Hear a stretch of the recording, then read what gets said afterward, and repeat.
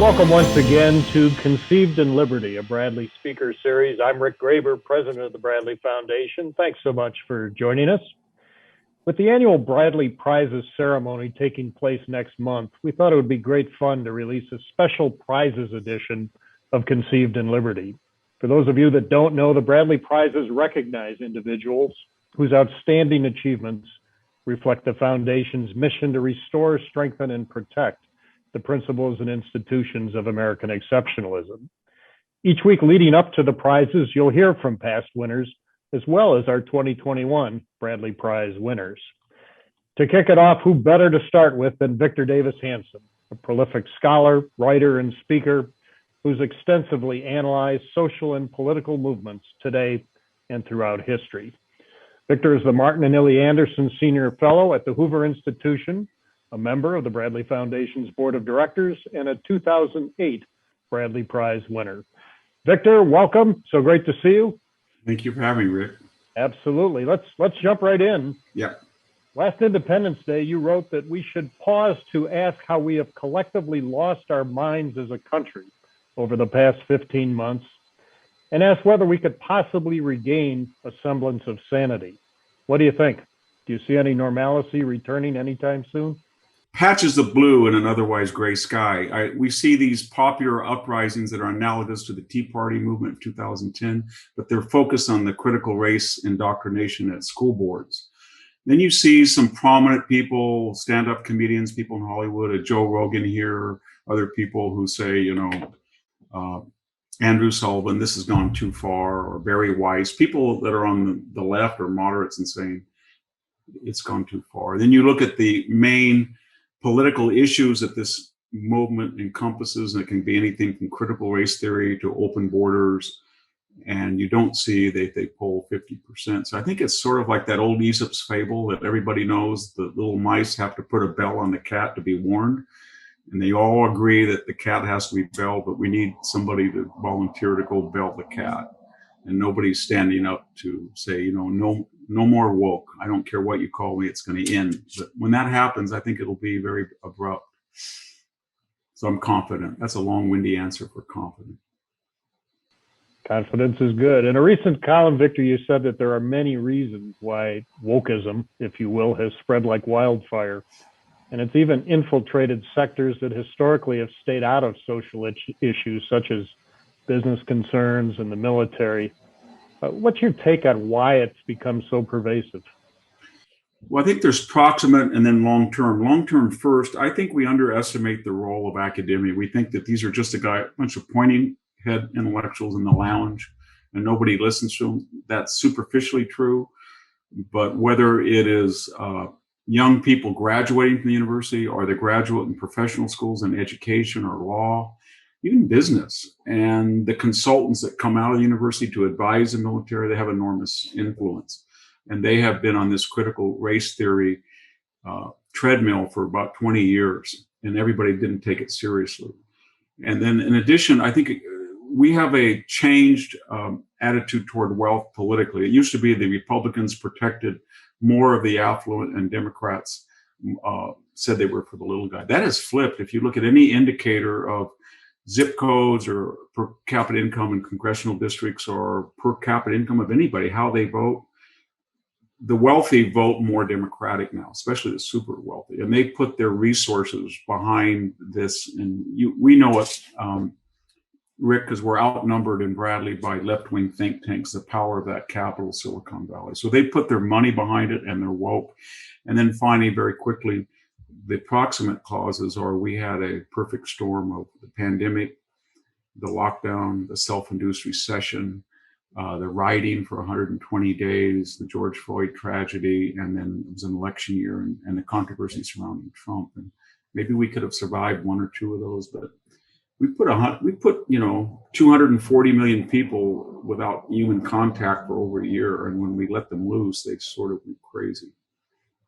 A very related question. I mean, last summer, we saw crime rates skyrocket throughout the country, and certainly one reason, as you mentioned, where the government imposed lockdowns, which meant that people were idle.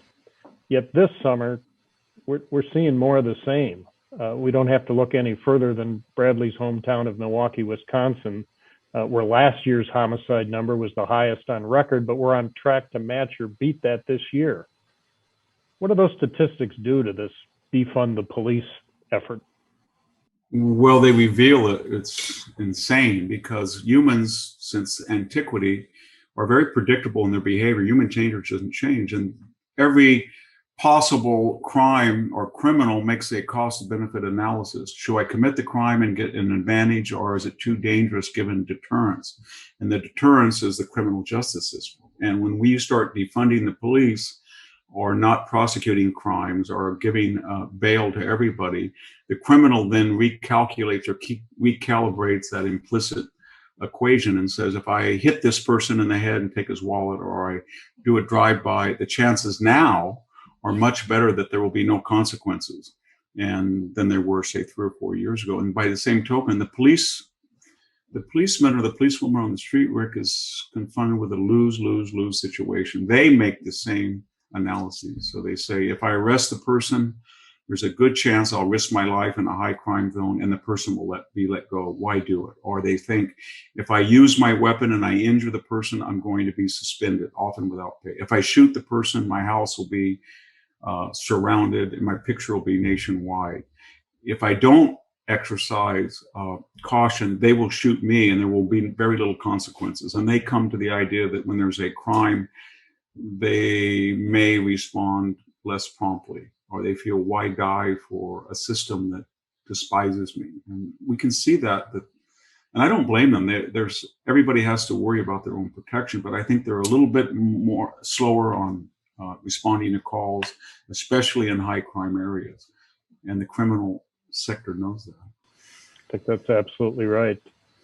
Switching gears a little bit, on a recent podcast, you said that as a classicist, people ask you why Rome flourished and then suddenly collapsed. And I think you said that, well, it really didn't happen suddenly. Rather, it was part of an increased debt and the ideology that debt creates, and that is everyone's entitled to free money. As America's debt continues to skyrocket, do you see any parallels between the Roman Empire and our country's current trajectory? Absolutely. Rome didn't print paper money. They had bronze and silver and gold, but we can see the content of that coin. There's a whole classical discipline called numismatics. And throughout the 3rd, 4th, and 5th centuries AD, the content of silver and gold declined and the content of bronze and copper increased, as people thought they could just coin money and people would just put a little thin veneer of gold or silver. And that quickly took on a life of a loan, and people lost confidence in the currency. The other parallel I think is very important is that Rome was a multiracial empire that stretched from Iraq to the English Channel and from the Danube all the way to the Sahara. And to keep people on the same page, they had to have certain common affinities, habeas corpus, maintain the aqueducts, all of that. And when people started to re-tribalize, and by that I mean if you were in a legion on the Rhine and you had German, your ancestry, and somebody said, you go over across the Mediterranean and help out in the Atlas Mountains, they said, I'm not leaving. These are my people, and I don't speak Latin very well anymore, and I don't write Latin, so I'm going to stay in my region and marry. And you started to have a re-tribalization as the federal government at Rome, the simple government, lost authority. I think that's very dangerous because we're starting to re-tribalize as people are identifying with their superficial appearance. Why is it so important for students to learn the classics, and what does society lose if our younger generation doesn't focus on this area of academics?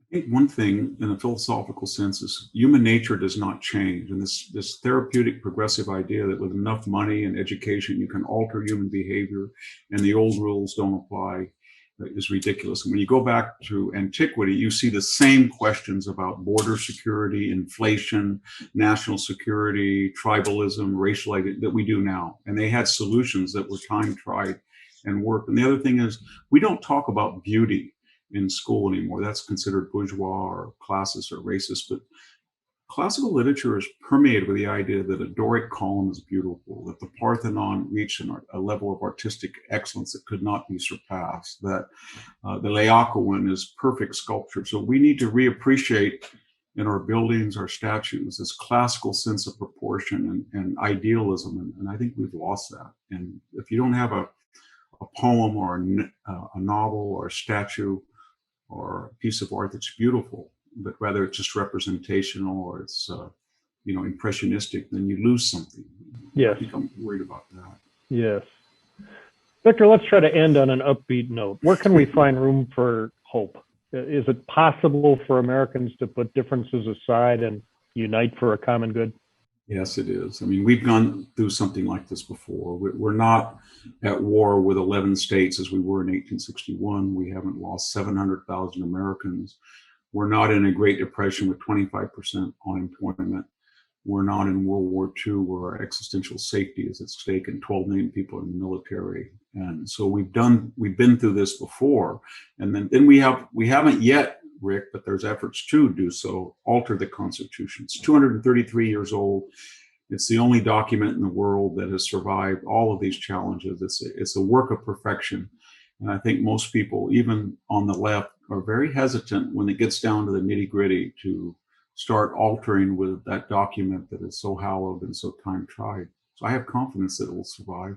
Victor Davis Hanson, thanks so much for joining us on this episode. Thanks for your insights and your thoughts. And of course, thanks to all of you for joining us once again on this episode of Conceived in Liberty.